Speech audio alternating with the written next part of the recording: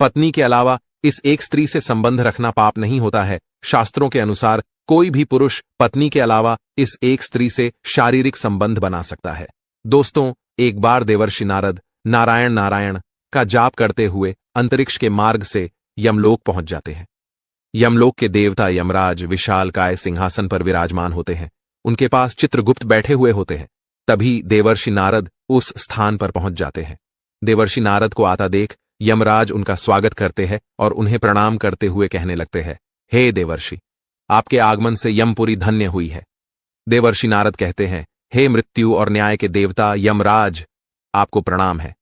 फिर यमराज कहते हैं, हे देवर्षि, आज बड़े युगों के बाद आप यमपुरी पधारे हैं। अवश्य ही कोई महत्वपूर्ण कारण होगा। कृपया आप हमें बताने की कृपा करें कि आप किस प्रयोजन से आज यमपुरी आए हैं। तब नारद जी कहते हैं, हे धर्मराज, आप मृत्यु और न्याय के देवता हैं। तीनों लोकों के प्राणियों को उनके कर्मों के अनुसार दंड देने का कार्य आप करते हैं। आपके पास समस्त प्राणियों और चराचरों का लेखा जोखा रखा हुआ है। पापी मनुष्यों को आप नरक में डालते हैं और पुण्यवान मनुष्य को आप स्वर्ग में भेजते हैं। इसीलिए आपको मनुष्यों के सभी पाप और पुण्य कर्मों का ज्ञान है। मैं आपके पास एक विचित्र प्रश्न लेकर आया हूं। कृपया आप मेरे इस प्रश्न का उत्तर दें। फिर यमराज कहते हैं, हे देवर्षि, आप सत्य कहते हैं। हमारे पास तीनों लोकों के प्राणियों का लेखा जोखा रखा हुआ है, क्योंकि प्रभु ने हमें यही कार्य सौंपा है।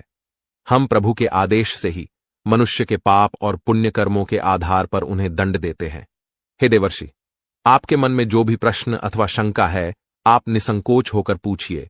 हम अपने सामर्थ्य के अनुसार उनका समाधान अवश्य करने का प्रयास करेंगे। तब देवर्षि कहते हैं, हे यमराज, शास्त्र कहते हैं कि एक पुरुष को केवल एक ही स्त्री से विवाह करना चाहिए, एक ही स्त्री से संबंध बनाना चाहिए।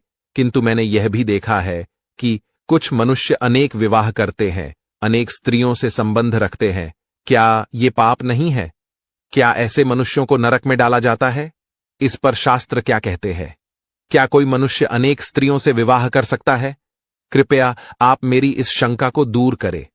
यमराज कहने लगते हैं, हे देवर्षि, आपने समस्त मानव जाति के कल्याण के लिए उचित ही प्रश्न किया है। संसार में मनुष्य एक से अधिक विवाह कर सकता है या नहीं? इसका उत्तर देने से पूर्व मैं आपको एक कथा सुनाता हूं। इस महान कथा में आपको सभी प्रश्नों के उत्तर मिल जाएंगे। फिर नारद जी कहते हैं, हे धर्मराज, आप उस कथा को अवश्य कहिए, मैं उसे ध्यान से पूरा सुनूंगा। तब यमराज नारद जी को वह महान कथा सुनाते हैं। प्राचीन काल की बात है। मध्य देश में एक अत्यंत शोभायमान नगरी थी। उस नगरी के एक अत्यंत गुणवान, बलवान और रूपवान राजा थे, जिनका नाम था धर्मपाल। महाराज धर्मपाल एक न्यायप्रिय राजा थे। उनकी प्रजा उनके न्याय से अत्यंत संतुष्ट रहा करती थी। राजा भी अपनी प्रजा का अच्छी तरह से देखभाल करते हैं, प्रजा का सभी जरूरतों का अच्छी तरह से ध्यान रखते थे। महाराज की सुकन्या नाम की पत्नी थी, जो अत्यंत सुंदर, गुणवान, चरित्रवान और पतिव्रता नारी थी। महाराज धर्मपाल और रानी सुकन्या बहुत ही दयालु स्वभाव के थे। वे हर प्रकार के यज्ञ, दान, धर्म तथा अनुष्ठान किया करते थे। उनके साम्राज्य में सब कुछ था, किंतु केवल एक कारण से महाराज, महारानी और प्रजा दुखी रहते थे। महाराज को कोई संतान नहीं थी, जिससे महाराज दुखी और चिंता में रहते थे। प्रजा को भी महाराज की ऐसी दशा देखी नहीं जा रही थी।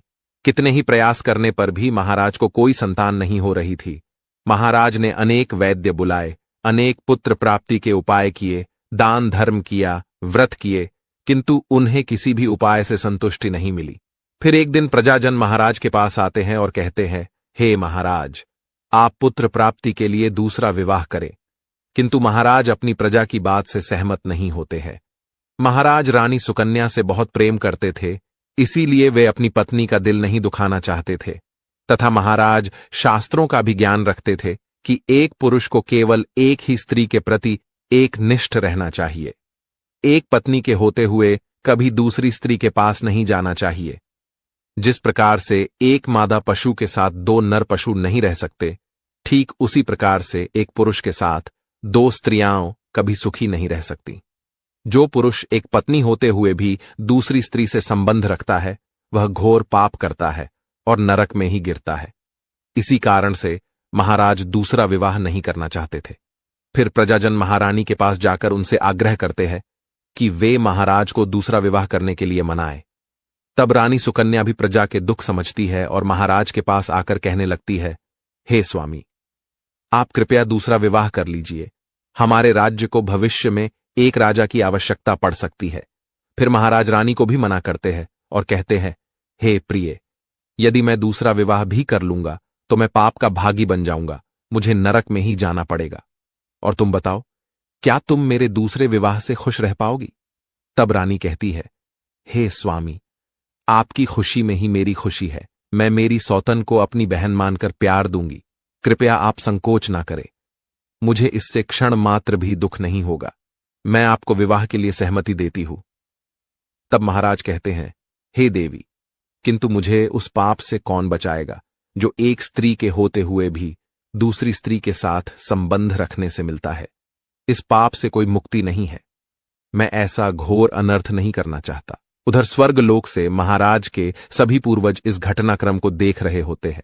वे अपने पुत्र के ऐसे व्यवहार से अत्यंत दुखी हो जाते हैं।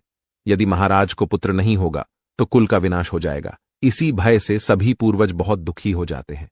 फिर एक दिन सभी पूर्वज महाराज के सपने में आकर उन्हें दर्शन देते हैं और कहते हैं, हे पुत्र, तुम्हारे कारण हमारी दुर्गति हो रही है, हमारे कुल का विनाश हो रहा है। तब महाराज अपने पूर्वजों से कहते हैं, हे महात्माओं, मैंने ऐसा कौन सा पाप किया है जो आप सभी इतने दुखी हुए हैं? आपकी आत्मा की शांति के लिए जो भी उपाय हो वह मैं अवश्य ही करूंगा। तभी वे पूर्वज कहने लगते हैं, हे पुत्र, हमारी मुक्ति का एक ही उपाय है, वह है तुम्हारी संतान। यदि तुम पुत्र को जन्म नहीं दोगे तो तुम्हारे साथ साथ हमें भी नरक में जाना पड़ेगा।